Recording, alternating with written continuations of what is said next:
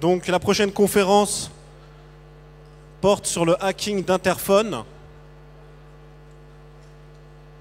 Et la conférence est réalisée par un consultant expert de haut niveau de chez Synactive.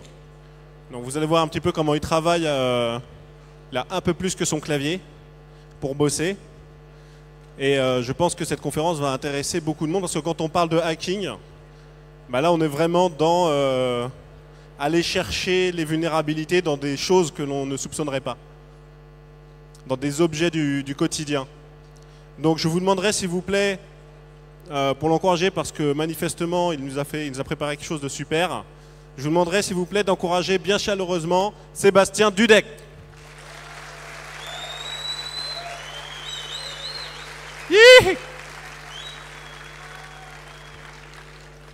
Bien, merci d'être venu tout le monde. Donc on va débuter la présentation sur les interphones et donc vous montrer que ces portes de devant peuvent devenir aussi des portes de derrière et ça c'est intéressant. Donc déjà pour ceux qui ne me connaissent pas, je suis un consultant de Synactive. Donc mes intérêts principaux c'est la radio, tout ce qui est Wi-Fi, RFID, GSM, c'est les CPL, ceux qui ont dû peut-être entendre parler de moi dans le hacking de CPL, comment aussi voler l'internet de son voisin. Et donc dernièrement je me suis intéressé aux intercoms, donc je vais vous raconter un peu l'histoire. À Synactive on fait des red teams, et donc qui dit red team dit des fois mail de phishing, qui dit aussi intrusion Wi-Fi, qui dit aussi intrusion physique, lockpicking, etc. Donc des fois ça marche bien, des fois ça marche pas, des fois on se fait un peu spotter, par exemple une caméra de client. Donc c'est des trucs qui sont plutôt cool et donc du coup en fait en red team on cherche toujours à savoir comment on peut rentrer dans un bâtiment sans être vu ou alors sans être trop spoté, comme je l'ai été ici. Donc alors voilà la petite histoire. Donc à Synactive, depuis un an on a il y a beaucoup de gens qui nous ont rejoints, pardon. Et donc en gros on a dû déménager et en déménageant on s'est retrouvé dans des nouveaux bureaux avec des nouveaux jouets tels que des contrôles d'accès, des alarmes et aussi des interphones. Donc des interphones comme ça. Donc vous en voyez quasiment presque partout dans Paris. Ça a l'air plutôt classique. Il y a un mot de passe pour y accéder. Il y a aussi le Vigic. On peut aussi appeler un résident pour pouvoir faire en sorte à ce qu'il nous ouvre. Par contre, un truc marrant, c'est que vous avez cette option qui vous permet aussi d'appeler, de vous appeler lorsqu'un invité vous appelle, mais sur votre téléphone mobile. Et donc du coup, c'est là que ça devient assez intéressant, puisque à un moment, quand on a déménagé, on a vu, tiens, cet interphone-là nous appelle avec un numéro en 06. Donc là, comme premier réflexe, on s'est dit, qu'est-ce qu'on peut faire avec réellement d'abord, ce que j'ai fait, c'est que je connais le numéro, je vais l'appeler, je vais voir ce qui se passe. Bon, il se passe rien. Ensuite, qu'est-ce qu'on a d'autre aussi? On pourrait peut-être dump la flash, modifier aussi la flash pour voir ce qui se passe, pour essayer de rentrer ou rajouter des commandes ou autre. On ne sait pas vraiment, on est encore dans un terrain un peu hostile. Mais le problème, c'est que vous imaginez que je ne vais pas démonter devant tout le monde en pleine rue un interphone. Donc du coup, je me suis dit, tiens, il y a sûrement un module GSM, au moins un module GSM. Et donc du coup, pourquoi pas essayer les attaques mobiles qui ont été présentées récemment. Et du coup, on va partir donc juste sur les bases. Donc l'interphone, qu'est-ce que c'est? C'est juste un interphone qui permet d'appeler un résident lorsque vous l'appelez, et donc il ouvre la porte. Il y a différents types d'interphones qui existent. Donc vous avez les conventionnels qui demandent un peu plus de câbles, donc deux câbles en moyenne pour l'alimenter, pour le système d'ouverture, et aussi un fil pour chaque résident, ce qui est assez compliqué puisque si imaginons le bâtiment évolue, est étendu, il faudra encore aussi rajouter des câbles en plus, ce qui est assez complexe en termes d'installation. Vous avez aussi les simplifiés. Les simplifiés, c'est exactement les mêmes que les conventionnels, mais avec les 4 câbles Power Duo System qui sont dans un seul câble. Et ensuite, vous avez les numériques. Donc dans les numériques, il y a plusieurs catégories aussi. J'ai vu qu'il y avait du GSM, du 3G, Alors rarement du 4G, réellement je suis pas tombé sur du 4G, donc enfin voilà, c'est une interrogation, est-ce que ça existe, je sais pas, pour l'instant j'en ai pas vu. Il y a aussi des interphones avec du Wi-Fi, et ceux-là par contre je les ai pas vus beaucoup non plus, enfin installés sur Paris. Donc présentant déjà une petite architecture de comment ça fonctionne. Donc comme vous pouvez voir en bas, il y a l'interphone qui va ouvrir la porte. Cet interphone est connecté au réseau d'opérateurs, c'est-à-dire Bouygues, SFR, Orange ou autres. Et vous avez le résident qui est connecté aussi au réseau téléphonique. Il n'a pas besoin d'avoir le même réseau téléphonique que l'interphone, ça c'est évident. Par contre, l'interphone, lorsqu'un invité va venir va appeler ce résident via le réseau téléphonique mobile. Au niveau des interphones, donc il y a 4 grandes marques qui existent. Il y en a vraiment d'autres, j'ai pas été exhaustif, désolé. C'est Intratone, Oral-C, Urmed Captive que vous pouvez voir dans plein d'appartements dans Paris, comme Elite aussi. Et comment ça se présente? Donc comment voir que c'est l'interphone que vous avez est un interphone numérique? Alors en gros, c'est pas facile. Des fois, vous avez un joli écran LCD. Des fois, vous avez vous avez peut-être aussi un module 3G, par exemple, un module GSM ou 3G que vous pouvez voir justement entouré en rouge. Et ce module 3G, lorsque on s'intéresse un peu plus sur ce module 3G, en regardant bien sur la marque, on voit que par exemple, comme c'est un module Intratone, il y a une documentation qui vous dit que voilà, c'est un module 3G. Et en plus de ça, si le réseau 3G ne fonctionne pas bien, à ce moment-là, la connexion 3G va fallback directement sur le GSM. Ce qui peut être intéressant, nous allons le voir avec les attaques pratiques en GSM et en 3G. D'autres alternatives, donc du coup, alors je vous ai parlé en fait des interphones Intratone, Oral-C, Urmed Captive. Ils coûtent dans l'ordre de 1000 euros, pardon, 1000 euros, 2000 euros. Et par contre, si vous avez pas beaucoup d'argent, que vous voulez dépenser pas plus que 500 euros, vous avez des alternatives comme GSM Activate, Linkcom, et vous en avez d'autres aussi. J'en ai vu hier, mais qui sont vraiment pas chers, qui sont vraiment compris entre 200 et 500 euros. Et donc notre choix s'est porté à Linkcom, que j'ai beaucoup vu en fait dans le 15e. Donc il y a pas mal de gardiens. J'en ai vu aussi ici les Moulineaux. Donc du coup, ça me semble être déjà un bon point pour commencer. Donc après, si vous êtes intéressé, il y a d'autres variantes en Wi-Fi, en DECT et d'autres liens radio insécurisés. Donc nous, en fait, dans cette conférence, on va principalement se restreindre aux intercoms qui utilisent le réseau mobile. Alors au niveau état de l'art, en même temps, pourquoi cette conférence? C'est simple, c'est qu'il n'y a pas beaucoup de publications sur les interphones. Et donc, il y en a même zéro, puisque les seules publications que vous avez, c'est comment transformer un interphone conventionnel en interphone numérique. Et donc, du coup, je me suis dit, ça peut être assez sympa de montrer qu'est-ce qu'on peut faire avec des attaques GSM et 3G connues. Et donc, du coup, les recherches qu'on va réutiliser, c'est surtout celles qui se présentent ici sur cet écran. Donc, beaucoup de gens ont dû entendu parler des attaques sur A5.1 en GSM, les outils comme Osmocom BB, le hacking aussi de Femtocell qui a fait quand même beaucoup parler de lui, puisque grâce en fait à un unsafe update, des gens ont pu s'introduire dans la Femtocell et donc du coup faire une ROG Femtocell 3G, ce qui est plutôt intéressant. Des attaques aussi protocolaires qui sont vachement intéressantes, qui ont été présentées avec le titre Attacks on Privacy and Availability of 4G. Et il y a aussi Benoît Michaud qui a fait pas mal d'analyses sur les basebands et aussi sur le LTE, la crypto LTE, en montrant en fait que aussi l'implémentation des basebands pouvait varier, même si en fait, ça veut dire que même si les specs vous disent que par exemple il y aura authentification mutuelle en 3G ou en 4G, ceci n'est pas totalement vrai en réalité si l'implémentation du baseband est mal faite. Et il y a aussi des tricks qui permettent justement d'éviter l'authentification mutuelle. Au niveau outils, on a l'USRP que beaucoup de gens connaissent sûrement. Il y a Sysmo BTS, alors qui est vraiment cher en fait pour ce que c'est, puisque après vous avez le BladeRF qui est une version un peu plus portable et beaucoup moins chère. Et donc du coup, nous dans notre présentation, on va montrer comment on arrive à s'introduire dans à piéger l'interphone et à insérer des commandes via un BladeRF qui est ici justement.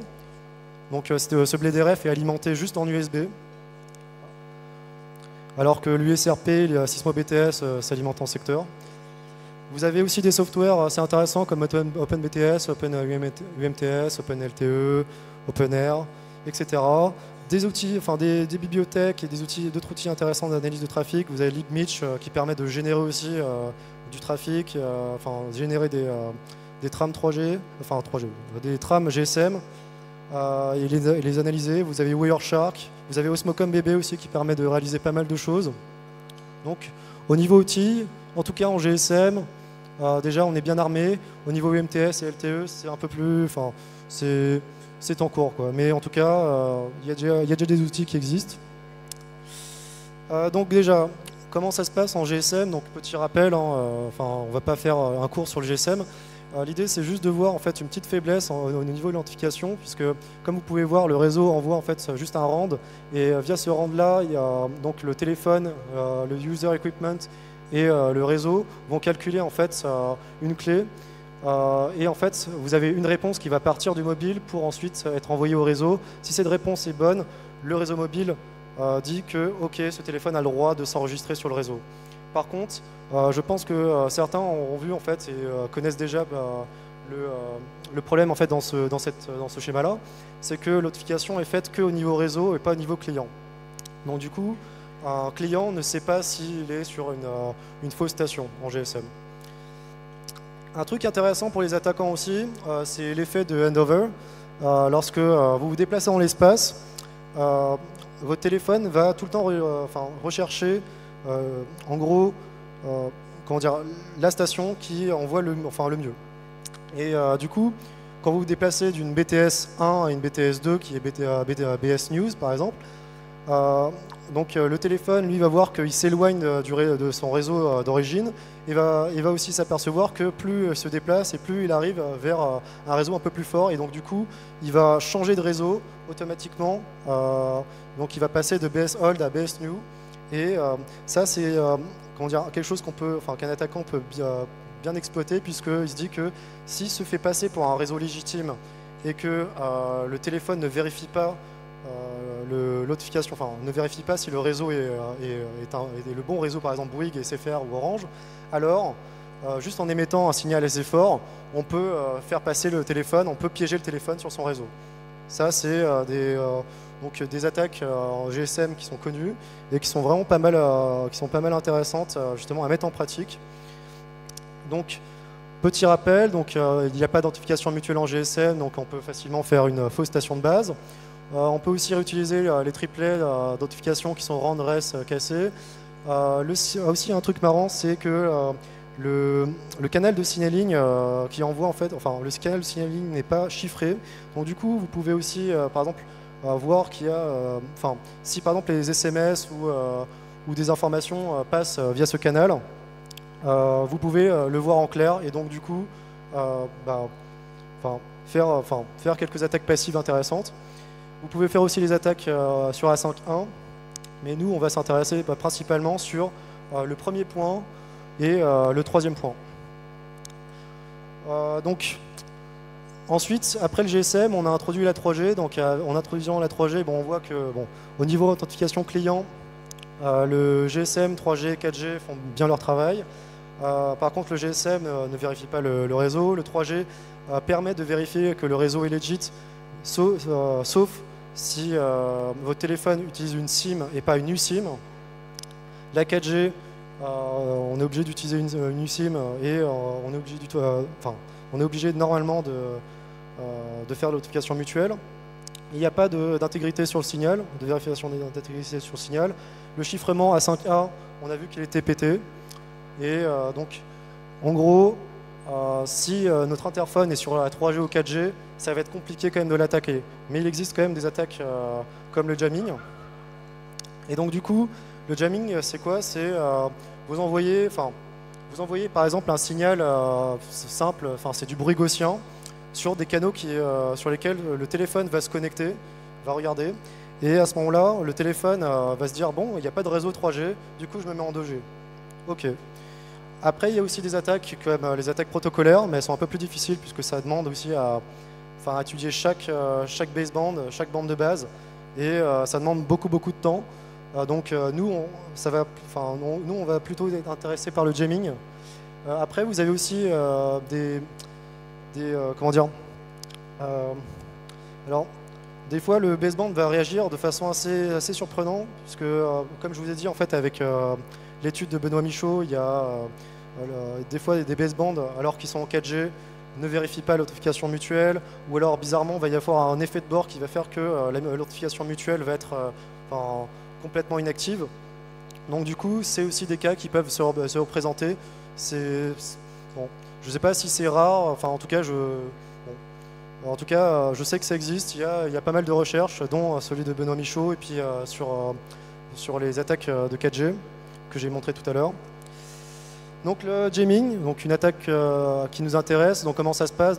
Alors déjà, en première image, vous avez un canal GSM. Alors le canal est en 925,4 MHz. Et tout ce que j'ai à faire avec mon HackRF, c'est de mettre du bruit, de mettre vraiment n'importe quoi. Je mets dev random dedans, et puis voilà.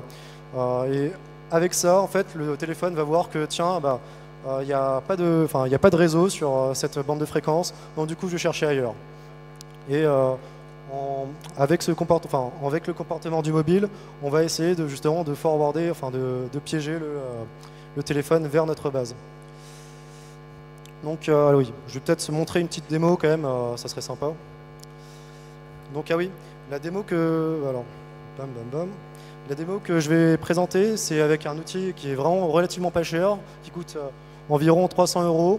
Et donc du coup, ce que je vais faire, c'est montrer comment avec un HackRF, en ciblant deux bandes et en mettant du bruit en fait dans le code spectral du 3G qui est utilisé pour Bouygues Télécom, je vais montrer comment j'arrive à envoyer le téléphone de 3G en 2G, et il va rester en fait, justement, ce qu'il va faire, c'est que j'appelle un répondeur, mais le répondeur va continuer, mais sauf qu'il va continuer en 2G. Alors, hop, CFP, non c'est pas ça, tiens, downgrade 3G, voilà, parfait. Donc, voilà. Donc déjà, en fait, ce qu'on peut voir, c'est que le téléphone ici, en fait, si vous arrivez à voir les icônes, il y a écrit 3G en fait, juste en haut, en barre. Et donc là, en fait, ce que je fais, c'est que j'appelle le répondeur. Alors, on le voit pas très bien, mais avec le HackRF et une antenne, avec l'antenne de base, ce que je fais, c'est que j'ai fait juste un tout petit schéma. Bon, c'est un petit schéma avec GNU Radio compagnon qui permet juste d'envoyer du bruit gaussien. Et donc du coup, en envoyant du bruit, vous voyez que l'icône 3G a disparu. Et donc du coup, le répondeur continue. En fait, je continue ma conversation avec le répondeur, mais cette fois en 2G. Comme on peut le voir là. Hop. Donc du coup, on n'est plus du tout en 3G. Alors justement, comme on n'est plus du tout en 3G, ce qu'on peut faire, c'est profiter justement de ce cas-là en ayant une fausse station à côté qui émet beaucoup plus que la station de base Bouygues Télécom que je suis en train d'appeler. Et là, ce téléphone se retrouve piégé dans ma fausse BTS. Alors, je vais juste avancer un tout petit peu parce qu'en fait c'est un peu long. À la fin du répondeur, on va voir un truc qui est assez marrant. C'est ce phénomène-là. C'est que, en gros, le téléphone ne va pas se remettre en 3G. Enfin, il va essayer de checker s'il peut se remettre en 3G, mais que vu que je suis en train de faire encore du jamming, là, donc on voit que il reste encore sur du GSM GPRS, et alors que en fait mon type de réseau préféré c'est 3G. Donc ça c'est mauvais. Et donc en fait, un comportement assez marrant que j'ai pu constater sur les Nexus 5 et 16, enfin 6, pardon, c'est que le téléphone, des fois, restait même en 2G pendant 1 heure, alors que je le redémarrais, alors que je le mettais en mode avion, etc. Ce qui est plutôt bizarre. Et en tout cas, c'est vrai, puisque je l'ai essayé plusieurs fois. Je me suis demandé si c'était pas un effet de bord juste à cause d'un autre truc. Mais donc juste en faisant du jamming sur 2 canaux, bah, je me retrouve avec du GSM pendant 1 heure sur mon téléphone, en redémarrant, en essayant de faire quelques manips. La seule manip viable que j'ai pu, où j'ai pu récupérer en fait mon réseau 4G ou 3G, c'est en me remettant en 4G, en 3G, enfin en faisant en fait plusieurs manipulations. Et à ce moment-là, le baseband va se remettre après en 3G, 4G. Mais pour dire que j'en voulais vraiment, enfin je voulais vraiment aller, il fallait vraiment que je veuille aller sur ma 3G. Que je me trompe pas. Boum. Donc maintenant, passons au sujet intéressant. Alors, comme on a dit, ce qu'on utilise, c'est un BladeRF et comme logiciel, on utilise un YetBTS et un portable pour faire justement notre station, notre fausse base station. On a un intercom qu'on a acheté qui est le Linkcom, que j'ai un peu démonté parce que je voulais installer quelques trucs, qui est ici. Bon, on verra en fait sur une démo, puisque c'est vrai que là, comme ça, c'est un peu compliqué. Mais juste pour vous dire qu'en gros, l'installation nous a coûté pas plus de 400 €. Donc du coup, en fait, réellement, n'importe qui quasiment peut se faire une fausse station de base et commencer à faire du hacking sur des interphones. Pour l'interphone qu'on a utilisé, comme je l'ai dit, c'est un interphone qui est relativement pas cher, qui coûte 300 €, mais qui est utilisé quand même pour pas mal en fait, de résidences privées. Ce qui est cool, c'est qu'il accepte en fait d'être alimenté en AC et en DC, donc du coup, c'est pas compliqué pour moi, j'ai juste à prendre un adaptateur et puis je le branche. Donc maintenant, au niveau configuration, pour configurer cet interphone-là pour qu'il marche, il faut mettre une carte SIM, et la carte SIM doit être aussi configurée pour avoir un administrateur. L'administrateur, en gros, vous mettez le numéro d'administrateur sur la SIM, c'est un contact, en gros. Et lorsqu'il y a ce numéro d'administrateur, vous pouvez gérer en fait à distance votre interphone, c'est-à-dire envoyer des commandes telles que va écrire le numéro du résident du pont et associe-le à ce numéro. Bon, voilà. Et après, il y a plusieurs façons de le faire. C'est que vous pouvez le faire avec un programmateur ou alors vous le faites avec un vieux téléphone qui communique avec la SIM. Donc, bon, il y a plein de façons de faire. Lorsque c'est fait, comme je vous l'ai dit, la commande à faire, par exemple, pour rajouter le premier résident, c'est write a button 1 avec son numéro. Et lorsque, en fait, si vous avez le bon numéro d'admin, que vous êtes bien identifié comme étant l'admin, et que la commande est bonne, vous avez en fait un message de retour qui vous dit write a button OK. Donc ça c'est quand même aussi bien, puisque lorsqu'on s'attaque lorsqu'on va s'attaquer à ce genre d'interphone, on aime aussi avoir un petit retour de ce qui se passe et ce qu'on a réussi à envoyer des commandes dedans. Donc aussi des hypothèses avant d'attaquer, c'est que c'est vrai que là l'interphone je l'ai en main, tout ça, donc je peux tout faire. Juste si on se dit bon voilà, on le referme maintenant, on ne sait pas du tout quel est l'opérateur, on ne sait pas du tout quels sont les numéros, quel est le numéro d'admin, ni quoi. On sait juste que par rapport à la marque qui est inscrite en fait sur l'interphone, on peut avoir quelques documentations ou alors avoir des documentations qui fuitent. Sinon, essayez d'acheter ce même interphone sur Le Bon Coin, eBay ou autre pour le dépioter et puis analyser le firmware. Alors, nous maintenant, ce qu'on veut, c'est voilà, on est en Red Team, on veut ouvrir une porte, hein, c'est ça qui nous intéresse. Donc du coup, les étapes de l'attaque, ça va se faire en plusieurs étapes. Donc déjà, il faudra reconnaître l'opérateur utilisé par l'interphone. Ça, pourquoi? Parce que en fait, l'interphone, la carte SIM a un réseau préféré. Ce réseau préféré, ça sera Bouygues, Orange, Free, etc. Et donc du coup, en fait, il faudra connaître ça, émettre avec un fort signal et ensuite essayer de piéger cet interphone-là. Lorsque en fait, cet interphone est piégé, on a des boutons, on a peut-être des moyens de déclencher des alarmes, donc du coup on va essayer aussi de faire fuiter des numéros de téléphone et on va essayer de réutiliser ces numéros de téléphone pour ensuite ouvrir la porte et peut-être d'autres actions à privilégier si on tombe sur un numéro d'admin.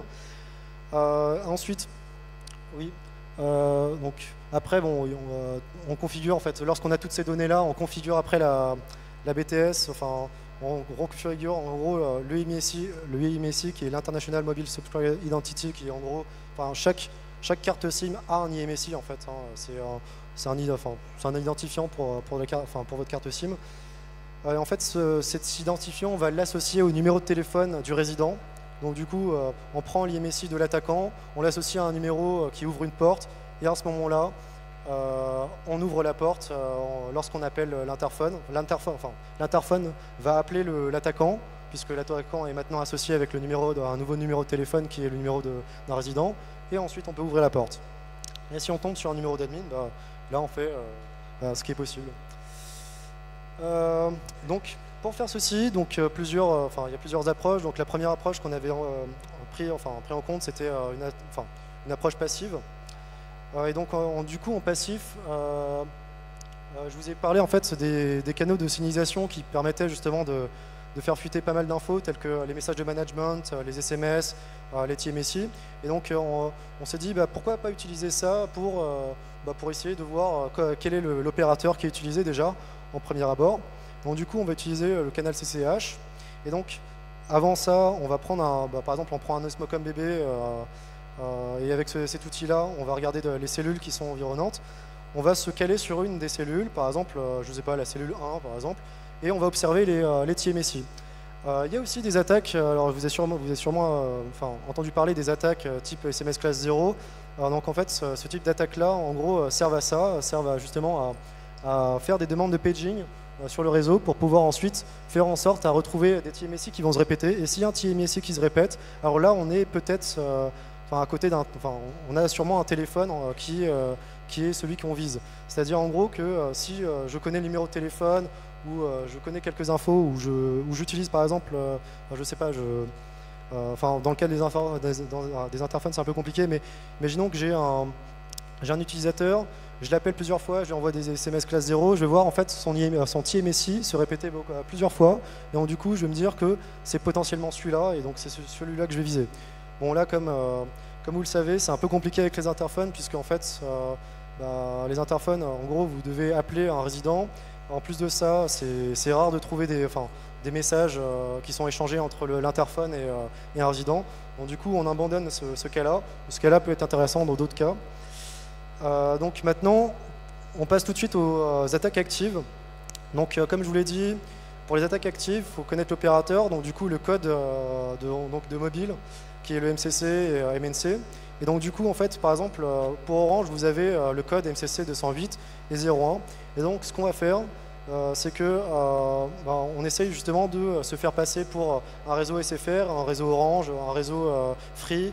Enfin, on essaye de brute forcer pour ensuite savoir où est-ce que l'interphone va s'accrocher. Et au moment où il s'est accroché, parce que ça on va le voir en appuyant sur le bouton bien sûr, mais on va en parler tout à l'heure, c'est que au moment où on va voir en fait du trafic sur notre station, ça veut dire en gros qu'on a réussi à piéger cet interphone-là avec les codes MCC et MNC qui conviennent.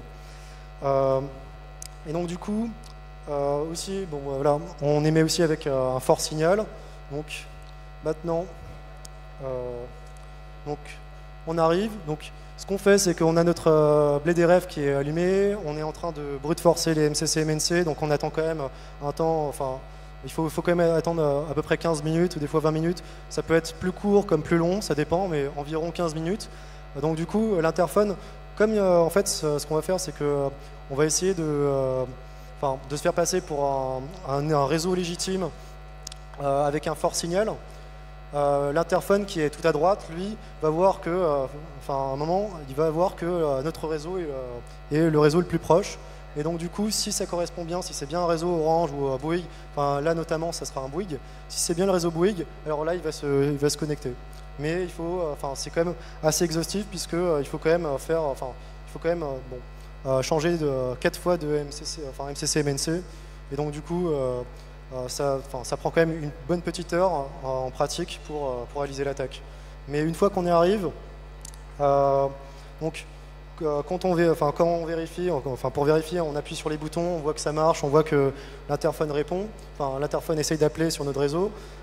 Ça veut dire qu'on a réussi à la capturer. Maintenant, avec Wireshark, donc j'ai parlé de Wireshark. Donc Wireshark est un dissecteur qui permet d'observer en fait tout ce qui est GSM TAP s'il est activé sur YetBTS. Et donc du coup, ce qu'on peut remarquer, c'est qu'on voit, enfin je ne sais pas si on le voit bien, mais il y a un champ dans Wireshark qui s'appelle Call Party BCB Number, et c'est le numéro du résident que j'essaye d'appeler en appuyant sur le bouton de l'interphone. Et donc maintenant, comme je connais le numéro, enfin déjà un numéro de résident, ce que je vais faire, c'est que je vais dans la table maintenant de YetBTS, je modifie cette valeur-là, c'est-à-dire je modifie le numéro de mon attaquant par celui du numéro d'un résident. Et à ce moment-là, j'arrive à le piéger, j'arrive à ouvrir la porte, et donc je peux rentrer dans le bâtiment. Des trucs qui sont assez marrantes en plus, c'est donc j'avais parlé en fait de commandes en fait qui peuvent être envoyées via l'intercom. Bien sûr, donc il faut le numéro d'admin. Ces commandes-là aussi, soit elles sont documentées en public, soit elles sont leakées, soit vous les retrouvez en analysant un firmware, en achetant un interphone sur le Bon Coin ou eBay, ou alors un ami vous le passe. Et donc du coup, pour le cas de Linkcom, on a des commandes qui sont intéressantes comme read, pour read par exemple admin 1, admin 2, ou abutton 1, abutton 2, etc. On peut aussi on peut écrire en fait dans la SIM. Il y a vraiment plein de commandes qui existent, mais bon là je vous mets le plus intéressant. Et il y a après la commande call IT. Et la call IT, en gros, ça veut dire qu'on peut envoyer des commandes AT sur l'interphone. Alors ça c'est cool, puisque en gros, en envoyant des commandes AT, si on se foire pas trop et que l'interphone ne se bloque pas, on peut par exemple envoyer une commande qui dit tiens, donne-moi tous les SMS, donne-moi la liste des SMS. Et en fait, tout comme la réponse de write OK, l'interphone va vous envoyer un SMS avec ces messages-là pour vous dire que c'est OK. Et un autre truc aussi marrant, c'est la commande ATS01 qui est la commande answer, en gros, comment dire, c'est la commande en gros qui va dire j'appelle l'interphone et au bout d'un appel, tu décroches et en fait l'interphone va décrocher et donc on pourra aussi surveiller une conversation qui se passe autour d'un interphone. Donc c'est aussi une commande AT assez intéressante. Il y a plein de commandes AT qui peuvent être cool aussi. Ça dépend du support. En tout cas, vous pourrez trouver les documentations sur les commandes AT facilement sur Internet. Et donc si à un moment vous avez envie de jouer sur les interphones, vous pourrez jouer avec. Donc du coup, un autre truc marrant qu'on a essayé de faire, c'est alors voilà, on a envie quand même d'avoir un retour sur investissement, puisque voilà, 300 € plus 400 € tout ça, c'est bien. Donc ce qu'on dit, c'est qu'on peut remplacer le numéro d'un résident. Donc avec le command write, on fait un write abutton 1 égale le numéro d'Adopass. Et à ce moment-là, en fait, dès que c'est remplacé, on appuie sur le bouton. Et là, il y a la boîte vocale à Lopass qui vous donne un code que vous allez utiliser soit pour regarder des vidéos, soit pour vous enrichir. Ça dépend en fait si vous installez un service à Lopass. Donc du coup, c'est aussi une attaque qui est plutôt marrante à faire et pour en avoir plein dans les poches. Donc maintenant, je vais vous faire une petite, déjà vidéo démo. Après, on va faire si ça marche, une démo en live. Comme ça, au moins, tout le monde sera content. Hop. Donc du coup, comme vous pouvez voir ici, on a tout le schéma d'installation. Donc tout en bas, on a l'interphone. Il y a l'antenne en fait externe qui est proche en fait de nos antennes pour être sûr que le signal sera fort. On a le bled RF qui est pas loin, que vous voyez, qui est branché juste au PC, donc il est juste alimenté au PC. Hop. Et donc du coup, ce que je fais, c'est que là, j'appelle un résident. L'interphone en fait, ça est piégé en fait dans ma station. Bon, ce que je peux voir avec Wireshark, c'est un peu fastidieux, mais ce que je fais, c'est que je regarde le numéro qui est utilisé pour cet appelant-là. À votre numéro. Et donc du coup, maintenant, ce que je vais faire, c'est que le téléphone qui est juste là, c'est le téléphone de l'attaquant, qui a un numéro de téléphone dans cette station, et que je vais remplacer par le numéro du résident. Donc comme vous pouvez voir, en fait, Là, le téléphone de l'attaquant, il est tout en haut, c'est le 333 20 65 17. Bon, c'est des numéros un peu bizarres, mais vous pouvez mettre n'importe quel numéro sur YetBTS, en fait, c'est ça qui est cool. Donc vous n'êtes pas embêté par les préfixes qu'on vous donne avec Orange, SFR ou autre.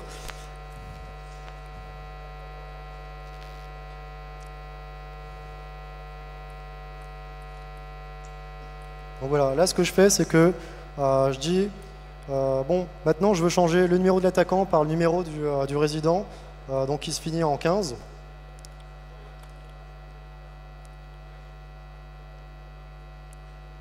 Donc là, c'est en train de charger tout ça dans la station. Là, on me dit que tout est OK. Maintenant, je retente mon coup en appelant le résident à nouveau. Appel en...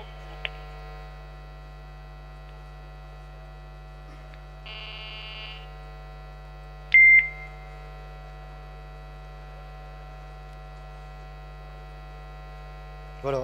Donc comme on peut voir, en gros, l'interphone a appelé l'appelant, enfin a appelé le numéro, enfin le téléphone de l'appelant. Et donc maintenant, je suis capable d'ouvrir une porte, enfin déjà répondre et ouvrir une porte. Donc voilà.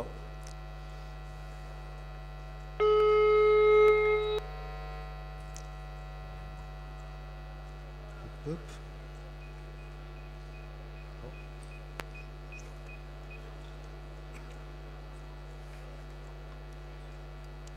Ah merde. Bon, je vais essayer quand même de rapidement faire fonctionner ça.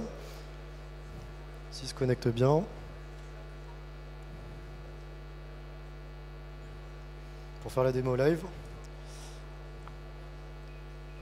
Ouais. Bon, c'est de la radio, c'est un peu la merde. Il me reste combien de temps 5 minutes? Ok.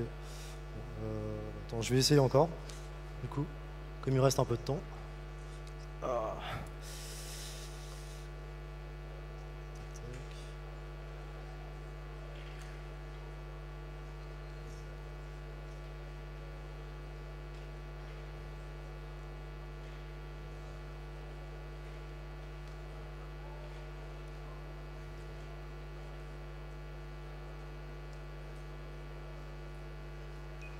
Putain. Bon. Ah, désolé. Bon, c'est les effets de la radio. Ça marche quand ça veut. Qu'est-ce que je vais faire? Du coup, je vais conclure. Donc du coup, qu'est-ce qu'on sait des interphones? C'est que ces interphones sont soumis aux mêmes attaques que les attaques GSM et mobiles. Aussi, il faut savoir en fait que dans l'IoT, vous avez aussi, ce même principe-là est utilisé dans beaucoup de devices. Il n'y a pas que les interphones, il y a aussi par exemple MyPlug de Orange qui permet de, je pense, gérer la consommation d'électricité, tout ça. Enfin, bref, vous vous informerez, mais il y a plein de devices qui utilisent le réseau GSM et du coup qui sont soumis aux mêmes attaques qu'on a présentées. Les prochaines améliorations qu'on compte faire, c'est tout ce qui est attaque semi-automatique du 3G, faire aussi quelques études, des études d'attaque protocolaire et attaquer d'autres intercoms, d'autres interphones un peu plus chers. Donc on va essayer de s'approprier par exemple sur Le Bon Coin ou autre, d'autres interphones qui coûtent à la base 2000 €, mais en essayant peut-être d'avoir un petit rabais. L'idée c'est de pouvoir en même temps rajouter de la difficulté en attaquant la 3G et ensuite en faisant les attaques GSM derrière. Et aussi découvrir de nouvelles commandes qui sont utilisées, les commandes qui sont utilisées sur les autres interphones. Voilà. Merci beaucoup et je suis à vous pour vos questions.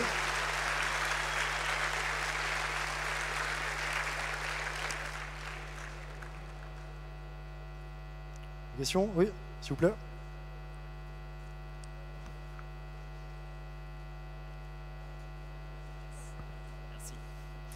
Oui, donc bonjour. Bonjour. J'avais deux questions en fait. La première, c'est pourquoi vous avez utilisé le Blade RF plutôt que le HackRF? Et la deuxième question, c'est est-ce que vous allez publier les schémas GNU Radio que vous avez utilisés pour faire ce lab? C'est-à-dire lier les schémas à quoi? Excuse-moi en fait. En fait, vous avez utilisé GNU Radio au début. Et en fait, tous les schémas que vous avez utilisés pour capter le signal, pour faire la gaussienne, etc., est-ce que vous allez publier ou est-ce qu'ils sont déjà publiés sur un GitHub ou autre? Alors pas encore, mais je pense que je vais publier. Enfin, l'idée, ça serait quand même de faire quelque chose de plus propre que des attaques, enfin, des canaux qui sont ciblés. J'aimerais justement en fait faire ce point de attaque semi-automatique sur le jamming 3G. Donc c'est des choses que je vais sortir.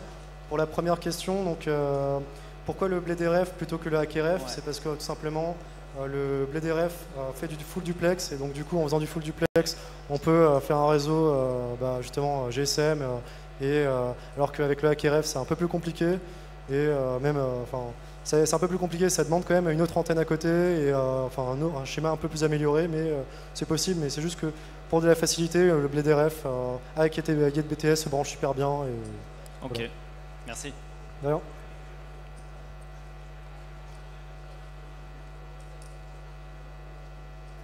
D'autres questions?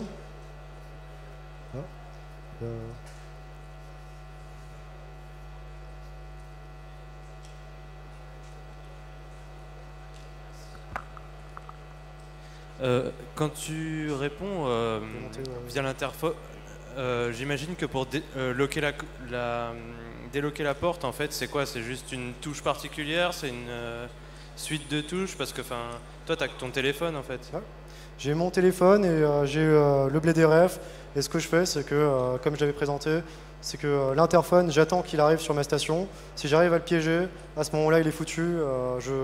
J'essaie d'appeler un résident, je fais leaker un numéro. Dès que je fais leaker un numéro, je change le numéro de mon attaquant, en fait, qui sera justement mon portable. Et là, je me fais passer pour le résident. Ensuite, je réappelle, je décroche, je mets la tonalité et j'ouvre la porte. D'accord, c'est ça, c'est la tonalité qui est... C'est ça. Okay, la tonalité, merci. Alors sur l'interphone Lincom, il faut, en fait, c'est pas la tonalité, il faut rappeler l'interphone. Bon, après, c'est un peu plus embêtant, mais voilà. Okay. Merci. Alors